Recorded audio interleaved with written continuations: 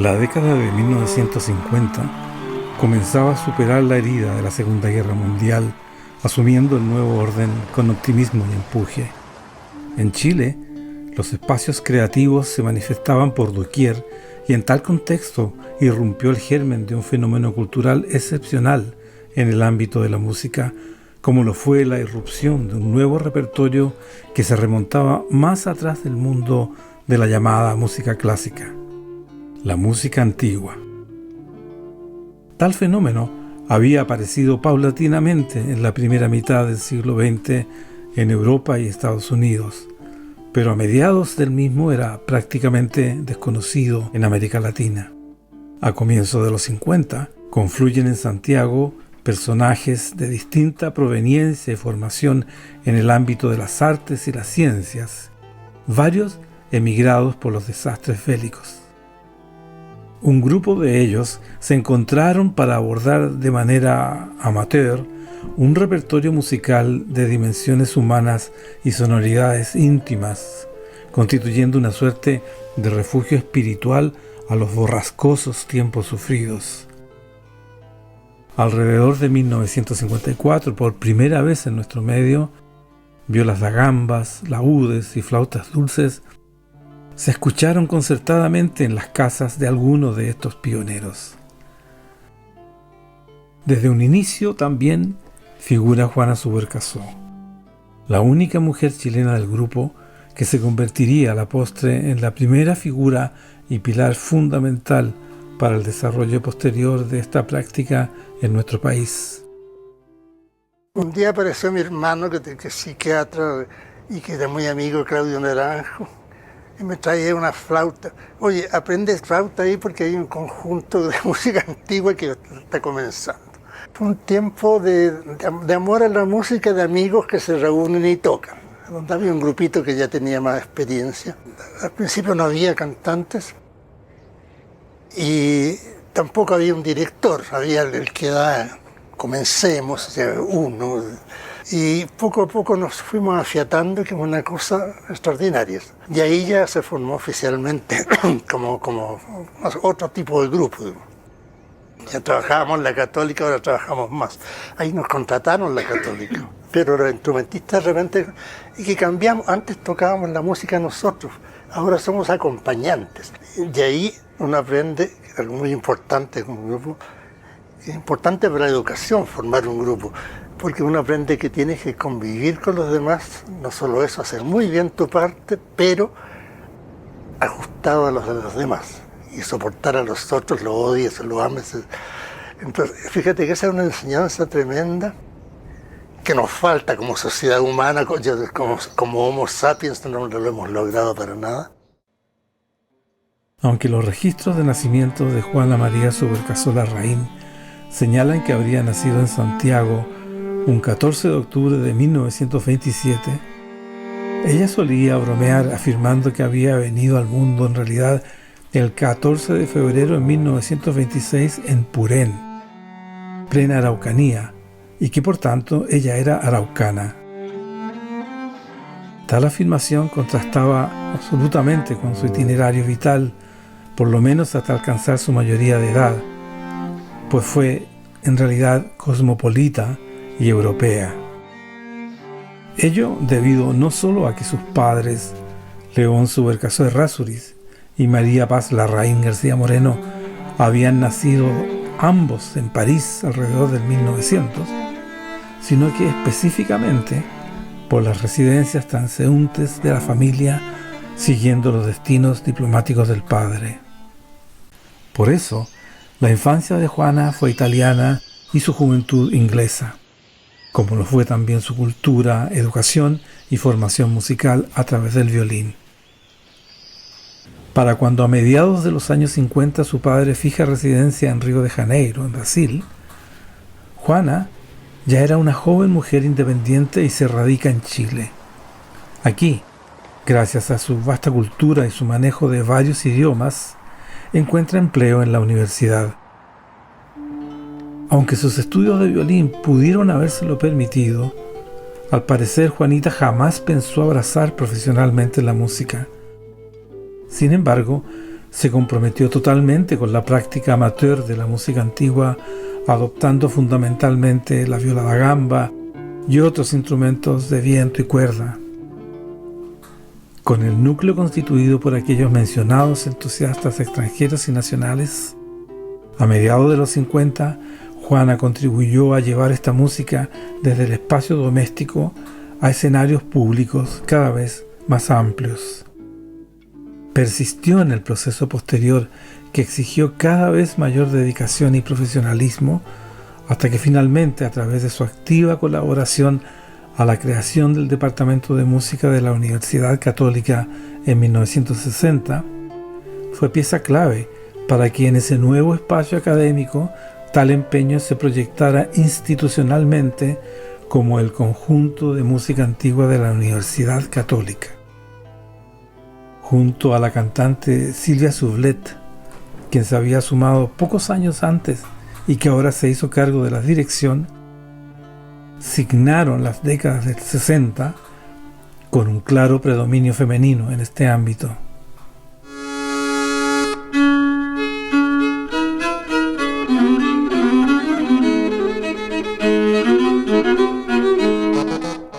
El conjunto no solo fue el primero de su género en nuestro medio, sino que rápidamente se convirtió en una de las más sobresalientes agrupaciones de cámaras del país, con presencia internacional. El rol de Juanita fue colaborativo, creativo, investigativo y organizador, y totalmente complementario con la dirección asumida por Silvia, su prima política casada con Gabriel Valdés Subercaseaux. Los éxitos y logros del conjunto en esta época fueron lideradas por ambas.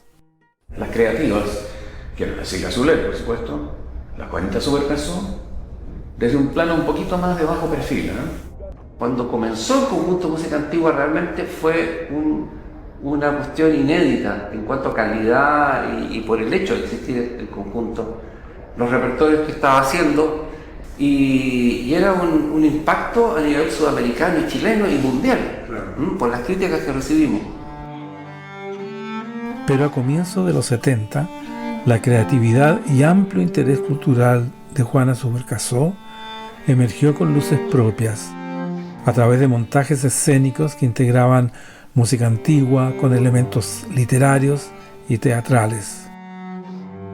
En 1972 presentó su Tarde Isabelina, que precedió a su exitoso montaje El Descubrimiento de América, que se estrenó en 1974, obteniendo el premio de la crítica ese mismo año, y que fue presentado exitosamente en Chile y el extranjero. Según ella, lo concibió como un regalo al grupo que ese año cumplía 20 años de presencia en los escenarios. Aunque posteriormente presentó otros montajes, como La Historia de María, fue en realidad El Descubrimiento de América el que constituyó el mayor y último clímax del conjunto, que se disolvería 2 años más tarde, en 1976. El año 71, ella lanzó una idea que concretó, y lo hizo de forma espectacular. Creó una velada musical con elementos teatrales, basada en la música isabelina y en la poesía y el teatro isabelino. Claro, y se llamó justamente Una Tarde Isabelina. Y Juani que quedó con deseos de seguir en esa línea, teatro y música. Y creó un espectáculo que se hizo 3 años después, fue El Descubrimiento de América. Claro. Hizo un espectáculo más de teatro y música, La Historia de María. La producción de ella quizás más relevante fue obviamente El Descubrimiento de América. Y en ese sentido sí que ella fue pionera en Chile, porque fue la primera persona que tuvo ese insight y lo realizó de muy buena manera. Imagínate que ese año ella ganó el premio de la crítica. Yo me acuerdo que no estaba ya en el conjunto, obviamente, pero lo fui a ver y evidentemente era un espectáculo maravilloso. Ese mismo año 76, Juana Subercaseaux es designada directora del Instituto de Música de la Universidad Católica, que en 1979 se trasladó al Campus Orientes, y en tal cargo veló por la excelencia y presencia musical de esa unidad en nuestro medio, su infraestructura y el mejoramiento curricular de sus carreras. Aún en tal cargo, creó una agrupación que se inició como trío y concluyó como un cuarteto, abocada al repertorio renacentista, que mantuvo una intensa actividad entre 1979 y 1986, llegando a tocar en Europa y Asia. Igualmente constituyó con visión el espacio académico para la formación en instrumentos del período. Y su figura, de hecho, inaugura la enseñanza profesional de la viola da gamba, en donde acogió con generosidad a jóvenes intérpretes que llegaron a sucederle.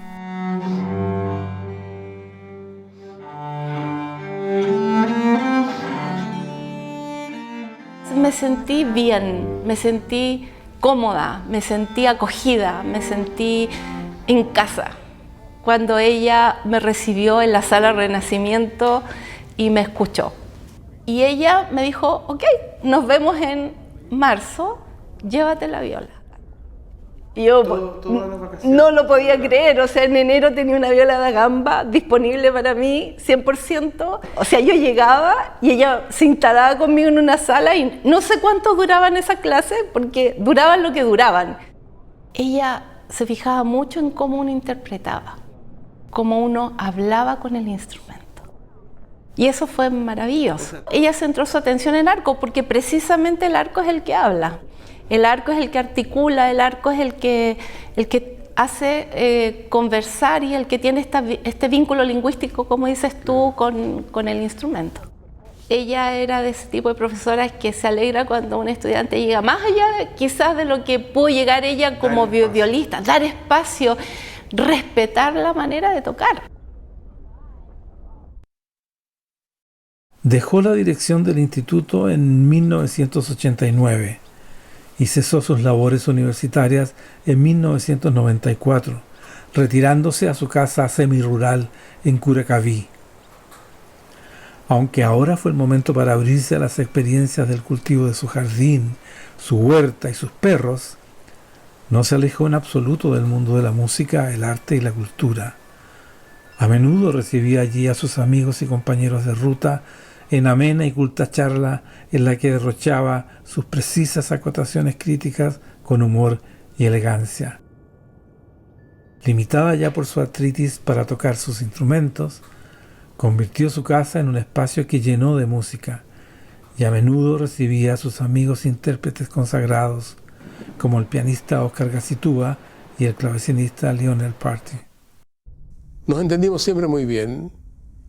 Y luego en Europa, cuando conocí a su hermana, también nos entendimos muy bien, fuimos muy amigos. Y ella viajaba mucho, y cuando yo volvía, cuando estaba yo en Estados Unidos, muchas veces ella y su hermana fueron a Nueva York y me encontraba siempre con ellas. Y cuando yo venía de visita, yo venía todos los años a Chile, desde Nueva York. Siempre las veía, eran amigas. Ella era una persona de la más alta sociedad y muy culta, y había viajado por Europa y llegaba ya siempre a las embajadas. Siempre en alguna embajada donde ella quería ir había alguien que conocía como embajador. O sea, ya no había un hotel, estaba siempre en las embajadas. Tenía un privilegio muy único.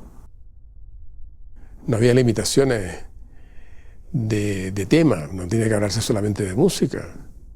Y en realidad que de música no hablábamos tanto tampoco. O sea, hablábamos de todo, de todos los temas, de libros, en fin, películas, comidas. Era muy agradable estar con ella, conversar, lo pasábamos siempre muy bien juntos. Y era muy fina ella. Era una personalidad. Lo pasé muy bien con ella. Sí.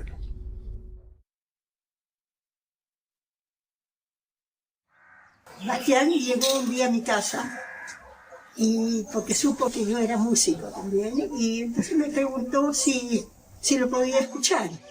Y yo le dije, por supuesto, y trajo su violín, tocó, y encontré que estaba tocando bastante mal.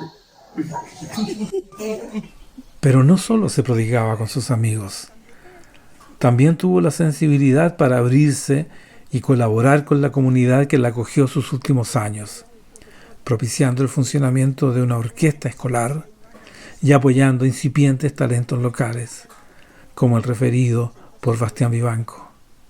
Estaba en la orquesta municipal de Curacaví.